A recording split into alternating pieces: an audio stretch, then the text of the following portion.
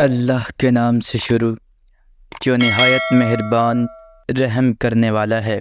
السلام علیکم میرے محترم اور پیارے ناظرین، آج ہم اس ویڈیو میں آپ کو دوزخ کے بارے میں بتائیں گے کہ دوزخ میں سب سے ہلکا عذاب کیا ہوگا، آخر کیا معاملات پیش آئیں گے، کہ کس کو سب سے چھوٹا عذاب ہوگا اور وہ چھوٹا عذاب کتنا دردناک ہوگا۔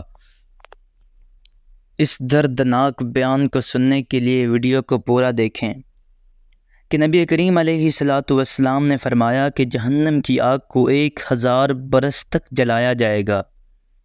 اس جلانے کی وجہ سے وہ سرخ ہو جائے گی، پھر اس کو 1000 برس تک اور جلایا جائے گا، یہاں تک کہ وہ سفید ہو جائے گی، پھر اسے 1000 برس اور جلایا جائے گا، یہاں تک کہ وہ کالی سیاہ ہو جائے گی، اب وہ سیاہ اور تاریک ہے۔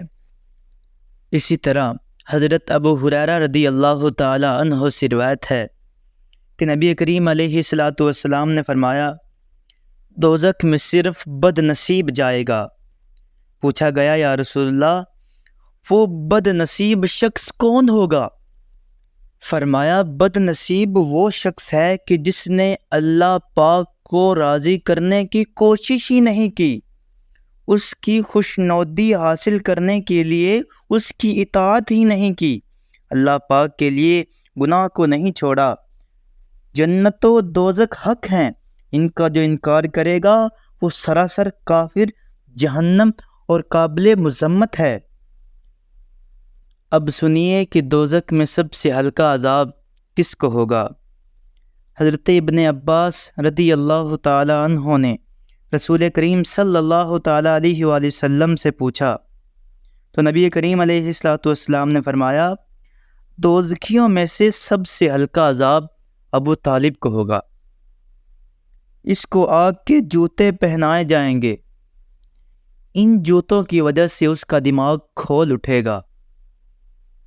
اب بات کرتے ہیں کہ دوزخ کی گہرائی کتنی ہوگی۔ دوزخ کی گہرائی اتنی زیادہ ہوگی کہ اگر پتھر کی چٹان جہنم کے کنارے سے اس میں پھینکی جائے تو 70 برس بھی اس تک نہ پہنچے گی۔ میرے پیارے محترم ناظرین، اللہ پاک ہمیں گناہوں سے بچائے اور اپنی خوشنودی حاصل کرنے کی توفیق عطا فرمائے۔ اگر آپ کو ہماری ویڈیو اچھی لگی تو چینل کو